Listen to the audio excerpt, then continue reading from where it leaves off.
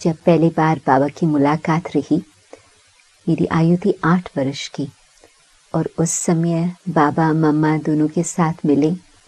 अपना लौकिक परिवार सारा ही था, माता जी और पिताजी। और बाबा तो एक बहुत आलीशान पर्सनालिटी, बहुत सुंदर रॉयल पर्सनालिटी के रूप में मिले, परंतु इतना प्यार से मिले जो जैसे कि अपना ही ग्रैंडफादर है। तो उस समय का अनुभव एक ग्रैंडफादर के प्यार का बहुत सुंदर अनुभव रहा। फिर हम विदेश में गए, परंतु विदेश में बाबा की पालना हमें नित्य ही मिलती रही। कैसे? हमारी लौकिक माता जी के पास हर मास बाबा का रेड राइटिंग का जो पत्र आता था, वो पत्र आते थे। तो कई बारी फिर उसमें बाबा, जो हम रजनी बहन के लौकिक बच्चे थे, मैं और छोटा भाई, उन्हों का नाम भी बाबा लिखते थे कि उनको याद प्यार देने का। फिर ये है 1957 दिसंबर की बात, जब हम पहले बारी बाबा से मिले। फिर करीब 2 वर्ष के बाद हम तब तक तो विदेश में चले गए थे। बाबा के साथ मुलाकात करने के बाद हम, मैं समझती 2-3 सप्ताह के बाद ही विदेश गए। फिर वहाँ से हम वापस आने में कुछ वर्ष लग गए, परंतु 1959 में करीब मैं समझती जून मास का समय होगा, मई जून। तो जहाँ पर हम रहे हुए थे, पोस्टमैन ने दरवाजे पर नॉक किया, और वैसे तो वो पोस्ट का पत्र तो लेटर बॉक्स में डाल देते थे, परंतु कुछ पार्सल था। तो हम बच्चे भागते वहाँ पर पहुँचे। हम बगीचे में थे, फिर उसका आवाज़ सुन करके हम लोग भागते गए। तो एक पार्सल था छोटा सा। तो जैसे ही पार्सल हम लोगों ने खोला, तो पार्सल में क्या निकला? 4 आपूसी आम, बॉम्बे के आम। तो हम बच्चे तो बहुत एक्साइटेड हो गए, क्योंकि विदेश में उन दिनों में लंदन में तो कोई इंडियन दुकान ही नहीं थे, आम नहीं मिलते थे, कुछ ऐसे तो होता ही नहीं था। तो जब हम लोगों ने आम देखा, तो हम लोगों ने सोचा कि किसने इतना प्यार से हमें याद किया है। और आम भारत से एयरमेल में, उन दिनों में आप सोचो, बहुत बड़ी बात थी। तो फिर पता चला कि पत्र था अंदर कि बाबा ने भेजा है। बाबा उस समय बॉम्बे में थे और बाबा आम खा करके, फिर कहानी उन्होंने सुनाई थी कि बाबा खाते रुक गए और बाबा जैसे कि बहुत दूर चले गए, और बाबा ने इन छोटे बच्चों को याद किया। वैसे तो हम लोग कोई उस तरह से ज्ञान में नहीं थे, हम छोटे ही थे, परंतु बाबा ने इतना प्यार से हमें याद करके वो आम का पार्सल पैक करके हमें भेजा। वैसे तो हमारे लौकिक हिसाब से बहुत बड़ा परिवार था, बाप के नाते से, माँ के नाते से, परंतु उन्होंने नहीं याद किया कि हम लोग बच्चों को पोस्ट में आम भेजें। तो बाबा कितना विशाल बुद्धि वाले, कितना बेहद की दिल वाले। बाबा को पता है कि बच्चों की दिलों को जीतना कैसे होता, और बाबा ने इतना प्यार से हमें याद किया। तो वो सीन कभी मेरे से भूलती नहीं। और फिर तो जब हम वापस भारत में आए, बीच में हम आए 64 में मम्मा से मिले। फिर 1966 में आए तो हम आबू में आए, और इंडियन कल्चर का तो बहुत कम पता था, परंतु बाबा हमसे बहुत प्यार से इंग्लिश में थोड़े बहुत इंग्लिश के शब्द बोलते थे और बहुत प्यार से मिलते थे। और फर्स्ट नाइट जब हम रात्रि क्लास में बैठे, तो मम्मा को अव्यक्त हुए थोड़ा ही समय हुआ था, तो बाबा ने जैसे कि माँ का रूपी धारण करके हमको बहुत प्यार से पालना दी। मानो कि रात्रि क्लास में बाबा ने थोड़ी मुरली चलाई। फिर मुरली के पश्चात बाबा हमें देख करके कहे, बच्चे कुछ चाहिए? आप साबुन ले आए हैं, टूथब्रश ले आए हैं, टावल ले आए हैं? जैसे कि माँ छोटी छोटी बातों का भी ध्यान रखती थी, इस तरह से बाबा हमारा ध्यान रखते थे। फिर दूसरे दिन बाबा हमें कहे, बच्चे आपको हाथों से खाने की तो आदत ही नहीं होगी, आपको मैं कांटा चम्मच मंगा करके दी हूँ। तो यज्ञ में तो उसमें चम्मच तो थे, कांटे तो नहीं रखते थे, परंतु बाबा का इस बात पर भी ध्यान। फिर बाबा कहे, बच्चे यहाँ तो रोटी मिलती है, आपको मैं डबल रोटी बाजार से मंगा करके दी हूँ।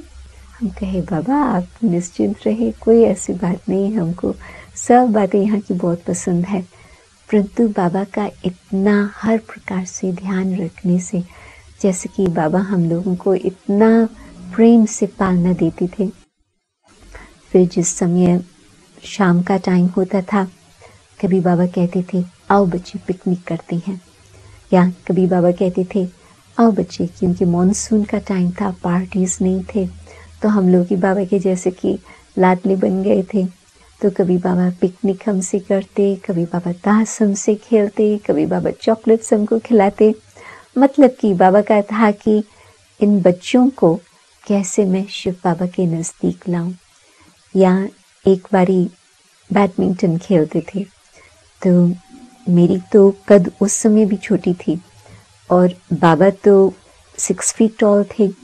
तो उस समय जब बैडमिंटन खेलते थे, बाबा को तो 1 सेकंड लगता था, बस शटल को हिलाया खड़े खड़े होकर, बस बाबा को हिलना भी नहीं पड़ता था। बाबा ऐसे बाइंग करते थे तो शटल को हाथ लग जाता था, परंतु हमको तो भाग दौड़ करना पड़ता था, हमारी टांगे छोटी थी। तो बाबा बहुत सहज हमको जीत लेते थे। तो बाबा बहुत हंसते थे कि बच्चे आप तो छोटे छोटे हो, आप में तो ताकत है, मैं तो बूढ़ा हो गया हूँ। परंतु बाबा ऐसे मजाक करते थे। फिर खेलते खेलते बाबा रुक जाते थे और फिर कहते थे किसके साथ खेल रहे हो। तो शिव बाबा की बाबा याद दिलाते थे। फिर एक बारी ब्रह्मा भोजन किया और उसमें भी बाबा ने हम सबको टेबल पर साथ में बिठाया। वहाँ वरांडा जहाँ अभी वहाँ उस रास्ते से चलते हैं तो टेप का सारा काउंटर बना हुआ है, तो वो सारा पैसेज था, वरांडा था, इस तरफ सारा खुला हुआ था और ऊपर में छत टीन की ही छत छोटी सी लगी हुई थी। परंतु बाबा ने वहाँ पर हम लोगों को टेबल वहाँ वरांडा में लगा करके, हम 12 लोग थे तो हम सबके साथ ब्रह्मा भोजन किया। भोजन करते भी बाबा रुकते थे और फिर पूछते थे किसके साथ भोजन कर रही हैं। तो बाबा इस तरह से याद दिला करके हमें शिव बाबा के बहुत नजदीक खींचते रहे। फिर जब मैं सामने बैठी होती थी मुरली के समय, वैसे हिंदी भाषा कम ही जानती थी, परंतु थोड़ा बहुत तो समझ में आता था। परंतु बाबा कुमारियों को बिल्कुल फ्रंट लाइन में बिठाने चाहते थे, तो हम लोग वहाँ सामने ही थे। तो बाबा मुरली चलाते चलाते फिर बाबा कहते कि बच्ची ये स्पिरिचुअल लीडर बनेंगी।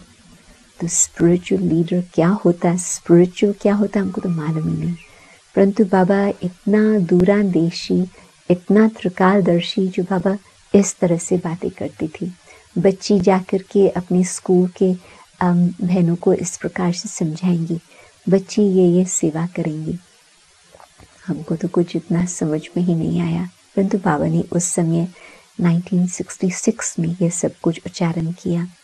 फिर 67 में हम बाबा के पास आए, वैसे ही चक्कर लगाया, बहुत अच्छा लगा। फिर 1968 में मैं पूना में थी, कुछ समय अपनी ग्रैंडमदर के पास रहने का मौका बना था और फिर मुझे ख्याल आया कि मुझे ज्ञान सीखना चाहिए, क्योंकि इतना समय तो ज्ञान ध्यान से सुना नहीं था। तो जब हम दादी के पास, दादी जानकी के पास गए, कोर्स किया, बहुत अच्छा लगा। बहुत जल्दी 6 सप्ताह के अंदर कोर्स शुरू किया, मुरली शुरू की और फिर सोचा कि मुझे ये जीवन बनानी है।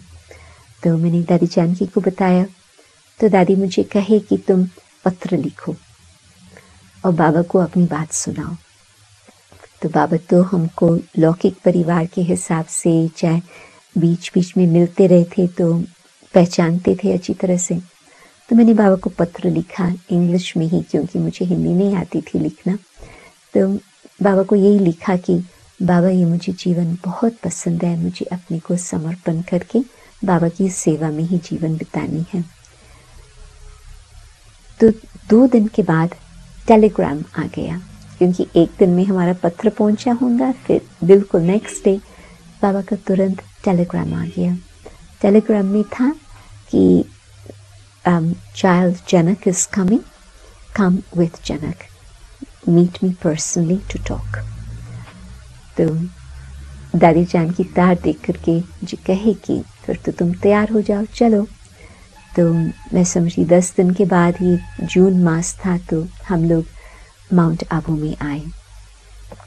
और जैसे ही हम नीचे पहुंचे आबू रोड पर, तो अपनी भूरी दादी मिली। हमेशा वो मिलने आती थी। तो भूरी दादी कहे कि बाबा अमृत वेले का योग नहीं कराते हैं अभी।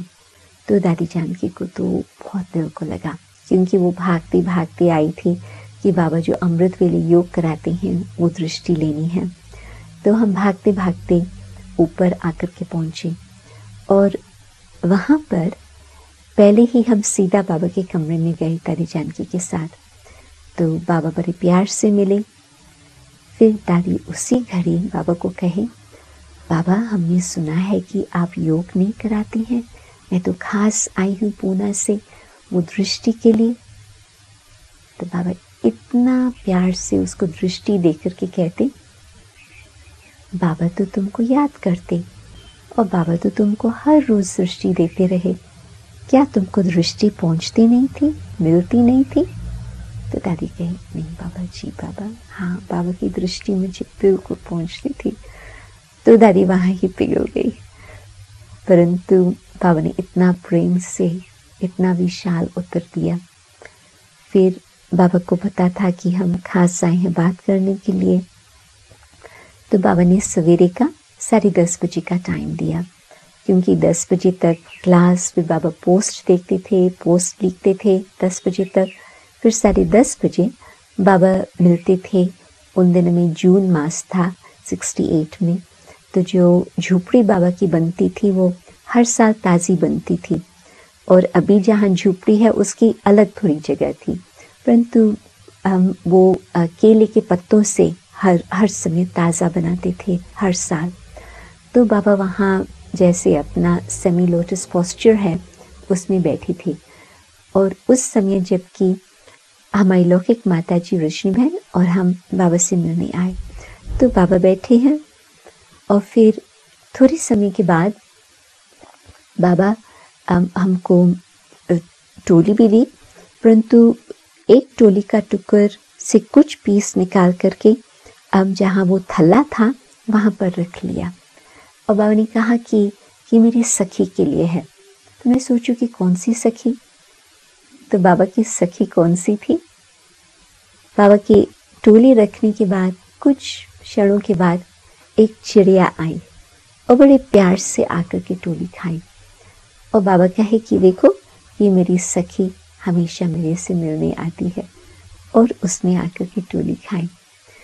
तो बाबा इतना प्यार से न सिर्फ बच्चों को देखते थे, परंतु प्रकृति को, पंछी पशु को भी अपना ही जैसे कि परिवार का समझ करके उसको सखी बोल करके बाबा ने बोला। फिर बाबा मुझे दृष्टि देकर के कहे, बच्ची बताओ क्या मन में संकल्प है? तो मैंने कहा कि बाबा मुझे समर्पण होना है। तो बाबा कहे, बाबा तो पहले से ही जानते थे।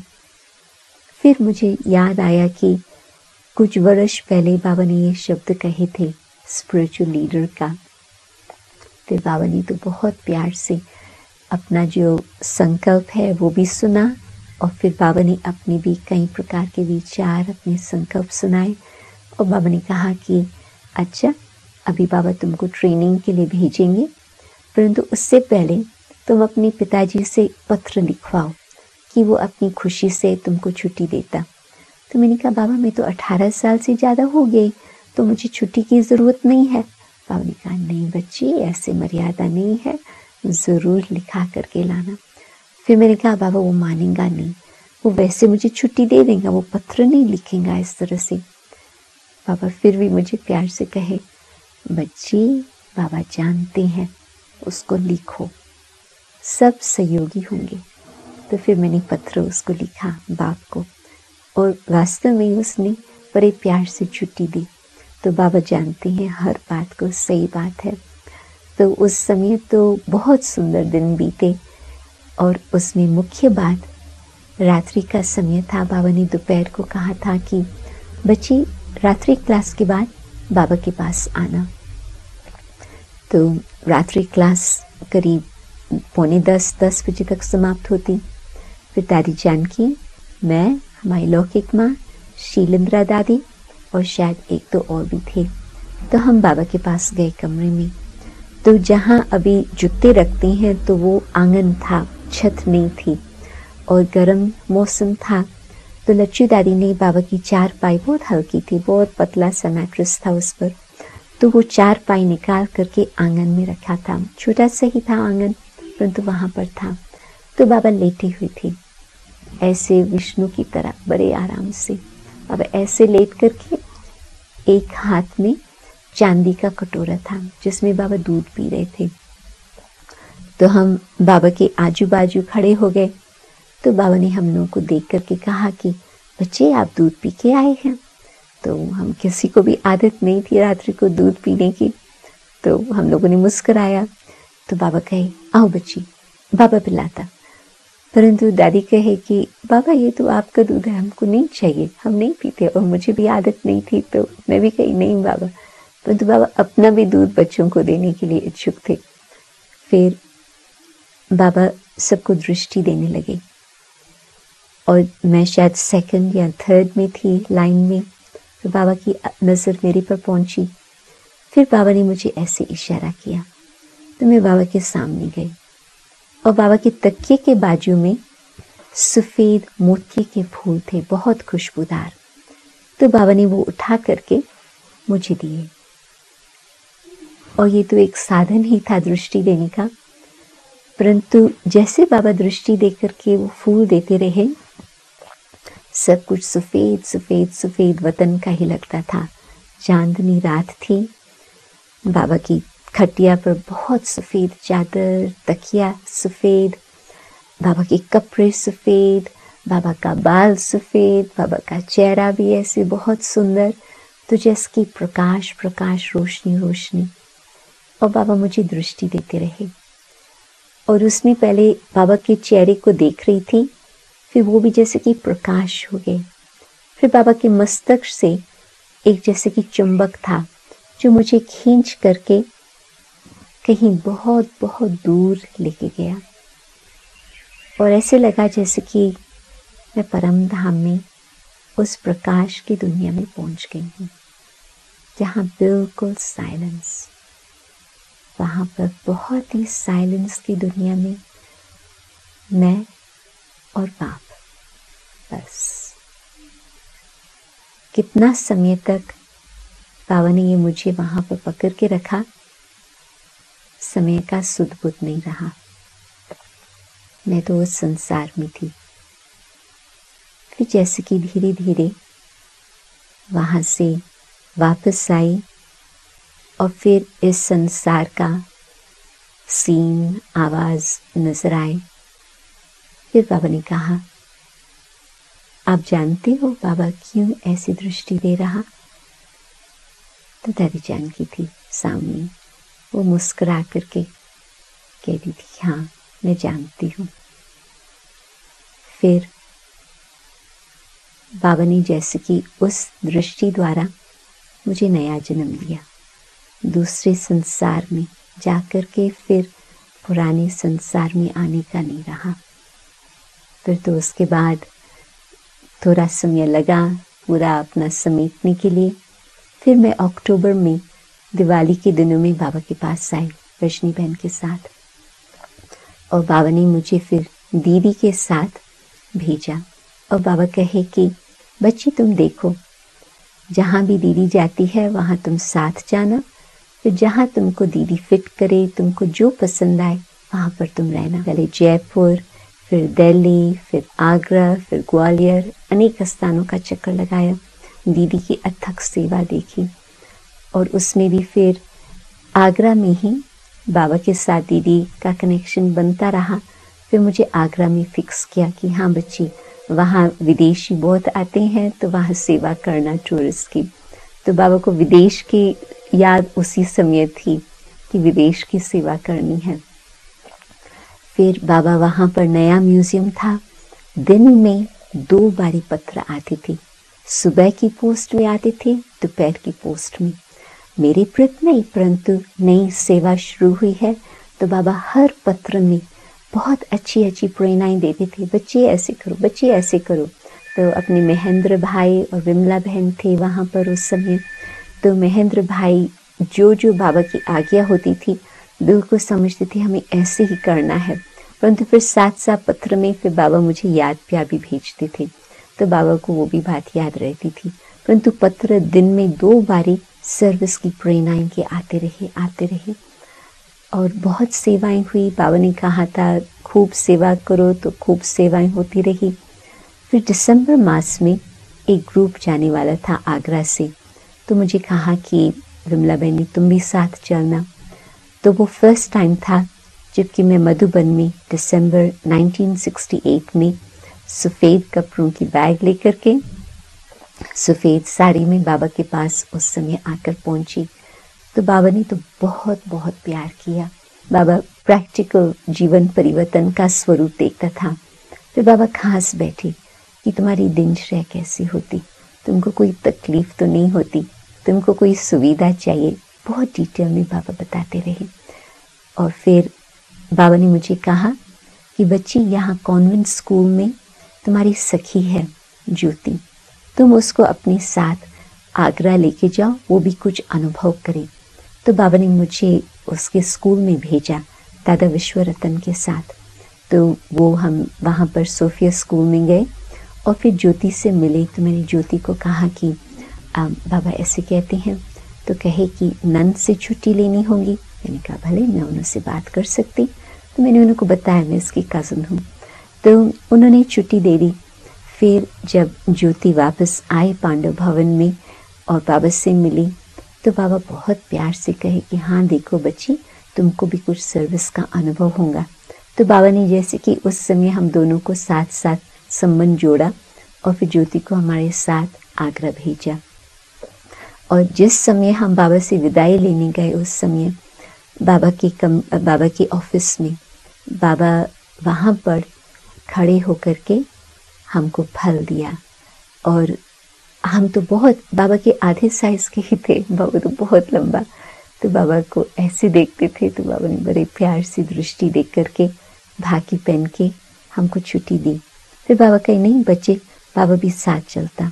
तो फिर जो पीछे का स्थान है जहाँ से हम पैदल जाते थे बस स्टॉप तक, तो वहाँ पर बाबा खुद आए और लास्ट में बाबा सफ़ेद अपना हैंकरचीफ ऐसे हिला करके हम लोगों को छुट्टी दी। तो वो लास्ट सीन भी मेरे मन में छपी हुई है, बाबा ने कैसे हमको छुट्टी दी। फिर उसके बाद तो थोड़े समय के बाद समाचार मिला कि बाबा अव्यक्त हुए। तो फिर नेक्स्ट हम फिर 20 जनवरी 1969 आबू में आकर के पहुँचे और देखा कि बाबा अव्यक्त हो गए।